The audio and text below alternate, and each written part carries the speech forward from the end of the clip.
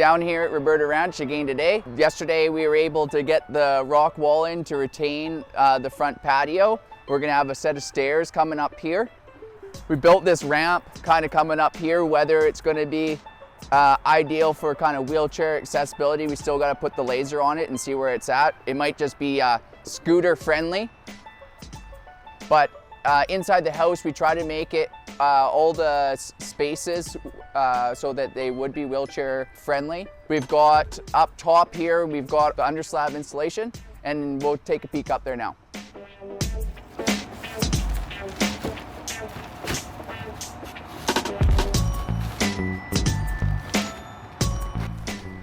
This is our mechanical room right here. This is our furnace. We're gonna have our main trunk line. It's gonna come down here. It's gonna help feed this side of the house as well as it's gonna run down this way. Then it's gonna come down this wall cavity and into our slab. I'll show you that detail in just a minute here.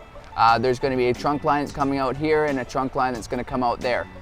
So inside the master bedroom, because we're gonna end up having this bulkhead here, we're gonna actually turn the ceiling in there into a coffered ceiling, which as the project moves along, you'll see that kind of take shape.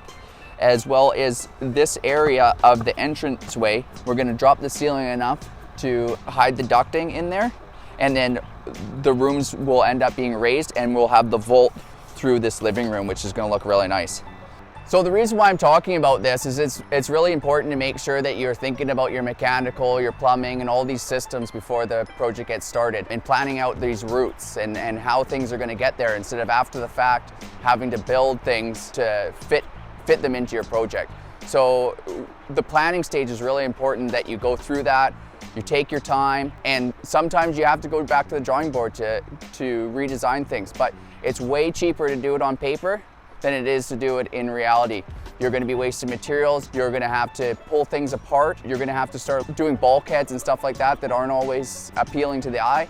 And thinking about it, going into it, knowing what your plan is and executing makes a big difference. So we'll go down here and I'll show you what our plan is to future-proof the ducting in the house, so later on the ducting's not underneath the slab and is in a place of the building that you can actually open it up and look at it.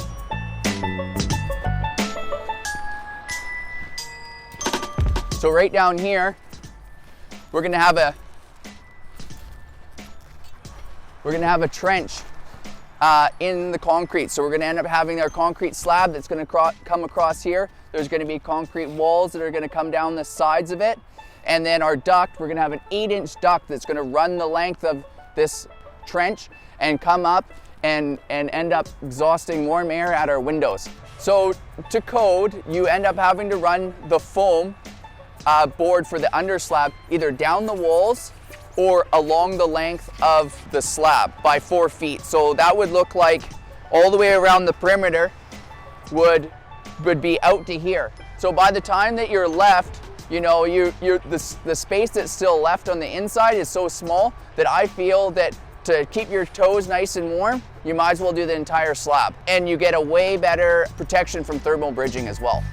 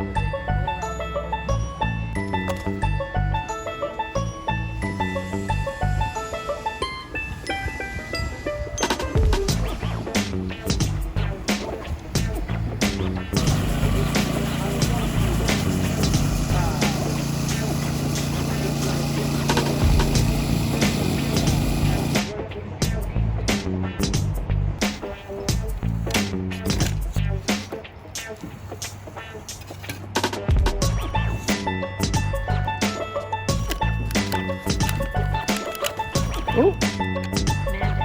Man down.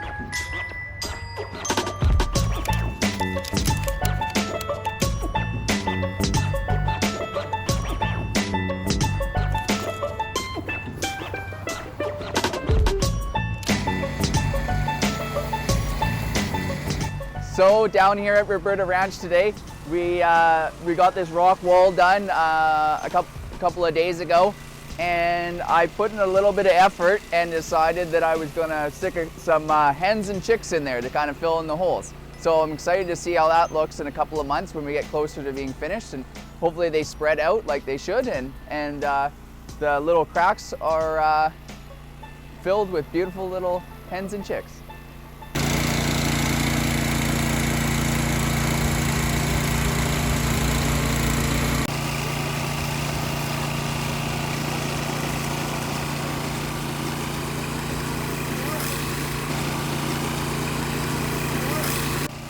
So as you can see here, this is how we ended up forming out the trench for the ducting.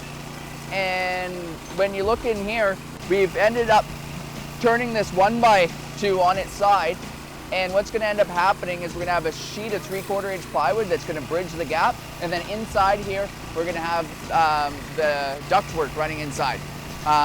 There's going to be a window here, and it's going to turn up and hit the center of the window, which is going to look really nice. The reason why we decided to do this is because we're trying to keep all of the heating systems inside the air barrier, inside the conditioned space. So I'm hoping that this detail was worth the effort. I'm sure it will be.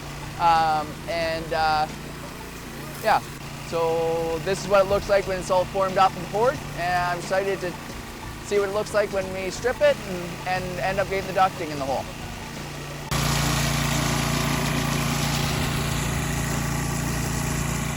At Buck Robertson Contracting, we do contracting with communication. So if you'd like your house built with communication, call us today. Bye for now.